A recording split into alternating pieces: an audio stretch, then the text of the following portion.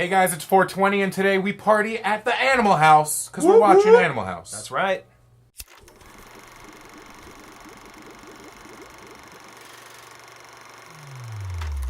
Hey guys, welcome back to the Saturday Doobie Feature. I'm Cory. I'm Justin. And we're going to be talking about Animal House. Yep, the John Landis That was my epic 1978 Animal House. But first, we're going to be smoking something very special today. That's right, folks. I showed you my card. You're never supposed to show a dealer your cards. It's lamb's bread, folks. Yes. Do you know why we're smoking lamb's bread? Because it's a religious experience. This is because it was John Belushi's favorite strain. And in memory of the great John Belushi, we're going to smoke it. If you'd like to pack Lord Vader over here while I'm maybe talking about the strain highlights according to Leafly on lamb's bread. Lamb's Breath is a bright green and sticky sativa strain. The effects have been known to give mass amounts of energy and positive introspection. Stress subsides quickly from the lamb's bread buzz, which can help ease depression. It was basically like what they called really nice weed that grew wild in Jamaica.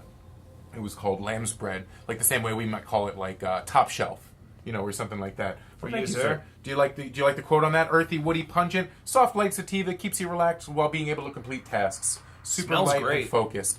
Not a very funny quote. Awesome. Yeah, here, thank you. I'll get into that. Why don't you tell the fine folks about what we're talking movie-wise? Movie-wise, we're talking Animal House. It's a John Landis movie. This movie was actually the original John Landis. I was just going to say that. Just... It is. Yes, it's the original. You know, not too long after that. Man, I'm having issues talking. Long like this down stem, which you do have to pull out that way. For the folks watching at home, that is how the bowl is pulled, I swear. But yeah, John Landis' original epic where he's teaming up with Harold Ramis and Douglas Kenney, who are both original writers at the National Lampoon. So kind of this movie is like the original Superbad, you know, it's like the original teenage gross-out comedy. Definitely. But the National Lampoon was the Harvard comedy. Like it was like similar to The Simpsons of its time. You know, like highly regarded, very smart people writing a very smart movie. And Animal House doesn't really get that credit all the time. It's kind of viewed as like kind of an idiotic movie, but a really well thought out, really well plotted movie, especially for 1978. Absolutely. I mean, it's John Landis had a strong relationship with Universal. They actually hated this movie, which is the entire time it was being made. They were like, it was basically an allegory for like the plot of the movie, like.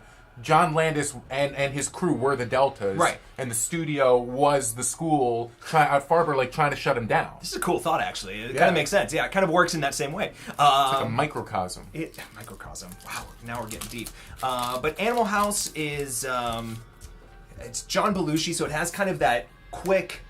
What were you going to say? It's Quickly, I just want to say, Strain Balboa, thank you again for the lamb's bread. Yes. It's so wonderful. We got sidetracked. Also, over here from Vader Extracts, we have some of these super sour Master Kush from Green Wolf LA. Sorry about that. Get that in there quickly, like you were saying. That was intense. Thank our I was talking about John Belushi, and yes, thank you guys. John Belushi has a very physical comedy. An enigma.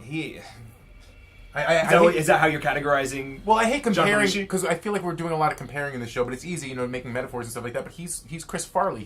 He's just performance and lightning in a bottle that you could set him loose. Like there was so much that he just improv. I was reading a Rolling Stone article the other day of all 145 cast members of SNL. And them ranked, and Rolling Stone ranked John Belushi as the best cast member of Saturday Night Live in history. If that's not saying anything, I don't know what is. But yeah, so John Belushi, we have Donald Sutherland, very early Donald Sutherland, and he was kind of the big name, right? He was the reason that this movie kind of actually got put together, was because, you know, you got to have a star in your movie. The people from SNL didn't originally want to be in it with John Belushi. You would think that Dan Aykroyd and the rest of the crew would have tagged along. No, sir. They were not involved in this picture, so they went out, and Donald Sutherland worked for 2 days on this movie, and they originally offered him 2% of the film's gross. They said, "Oh, thank you. Yes, would you like a dab as well?" I'm good on that. Okay. They were offered 2% of the gross of the film. He turned it down, folks. So in great mistakes in negotiations, he would have made history. Triple or quadruple the amount that he made. At the time, I think it grossed over $100 million. They were not successful. happy with the movie as it was being made, like we said here, but when the movie tested the first time, they were like, we got a hit on our hands for some reason. It was like at a test screening, and that's when they finally they proved the concept that this will really work with the masses. Right. Because it's a hard sell. It's a lot of racy stuff for It's super racy at the time, yeah, absolutely. But it's, you know, a lot of it was improv. A lot of the John Belushi stuff was improv. Talks about weed. We have Donald Sutherland smoking weed in the movie. And what I think is the most awesome representation of weed in all the movies we've watched yet. Of cannabis. They treat it in that really cool way that you just don't see anymore. People shutting the windows and the blinds, and it's like a secret key thing. They were probably all getting high. It's a low key. You had to ask, and I'm sure you guys at home have that environment too. But out here in LA, it's a little bit open, even as medical marijuana users. But I think it's really great representation. Also, the conversations that they have too. Just that whole scene is being high, and they really capture it really well, even without the effects. It doesn't have to be some wavy camera effects or. No, for sure. Yeah, it's a very simple scene. They start talking. It is. It's all in the conversation. I think this whole movie's in the conversation. It's a very. You think it's going to be this wild and crazy experience, and it is. But it's so strangely grounded in that dry John Landis quality, which is why you have so many. Though. I mean, you got everything in this movie. But I think you got the gross outs. You've got the sexiness. You've got. I think a lot of that is John Belushi in this film, though, as well. Mm-hmm. He's bringing that to the table for sure. You probably could have cut a whole other movie out of that. Just there's 90 minutes of uncut scenes. I've never seen them. It's crazy. But even reading about them, they sound hilarious. Yeah. I mean, he did Blues Brothers. 2 years after this movie was made, and let's see, John Landis was only 28 when he made this film. Mm.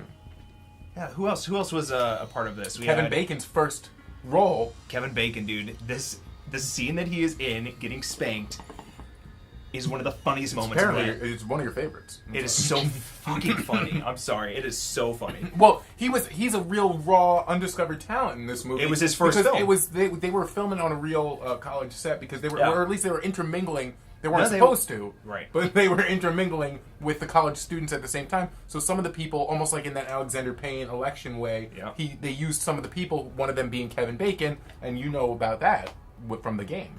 You've heard about him. 6 Degrees of Kevin Bacon. All right. The point is, I know what you're talking about. I'm following. When you put yourself into a role like that, you can become that. You can become a presence like that. Now let's talk a little bit about now that we have let the lamb's bread soak in. I'm gonna pack it while you're talking about it. Go ahead. Well, what do you think? I mean, what do you think is the kind of the best part about smoking a strain like lamb's bread with? I mean, rolling with the punches and chilling with a better time. In the 70s, everyone could just relax. And you're watching these parties happen, and you don't necessarily want to be at a party like that. You don't want to be at a party where somebody hits them over the head with a guitar or something like that. That would actually be pretty bad nowadays. They would definitely call the police and stuff like that. Point being that that's the zany aspect of this movie. It's great to be high and observe it from afar, the zaniness. Yeah. Because as funny and zany as the movie is, I just want to say They do some devious acts in the movie. They absolutely do. I mean, they kill that horse, which is... Oh, sorry. So I thought something was warm there. Jeez. They don't... Okay, you got it. I mean, if you haven't seen the movie, it's hysterical and ridiculous. Yeah, okay. No, it's funny, but they kill that horse. Yes. And the other thing was... Basically, by the end of the movie, the way that they infiltrate that homecoming parade, they're pretty much modern-day terrorists. They're inside of a deathmobile. Stuff is crashing through windows. It's people so are running classic, around though. being That music, stampeded. the classic Animal House music with John Belushi climbing up the side of the building and getting out of the car, the Doomsmobile as you call it. And, yeah. Well, the whole cake splitting off and everything. It's a very elaborate ending, and I think that's also the reason the movie is successful, is because the ending lives up to the rest of the movie and exceeds it. Well, and I love kind of scope and in. What's interesting about these characters is that they feel more like personalities, more like archetypes of characters, rather than real people. Fleshed out characters. I mean, it's the same model they used in Monsters University. It's the same characters. It's the same. They're still using those tropes and archetypes because they're the same ones that exist in modern. Fraternities. Absolutely, and you look at movies like Daisy Confused and things like that. It's the same type of thing. Absolutely, you don't really get to know these people all that well. But with weed, you can, right? And you have many adventures with them. Weed, you can. You feel like you really understand them and relate to them more. It is the college experience. Many adventures. You might not remember all their names. We clearly don't. But you know what? You remember the times and the memories you shared. From everyone at the Hollywood Redux Studios, we want to thank you guys for watching the Saturday Doobie Feature. Our other podcasts can be found if you subscribe below. You can check out the Hollywood Redux podcast, the K-Files, Infinite Grenade Launcher podcast. You might see me there.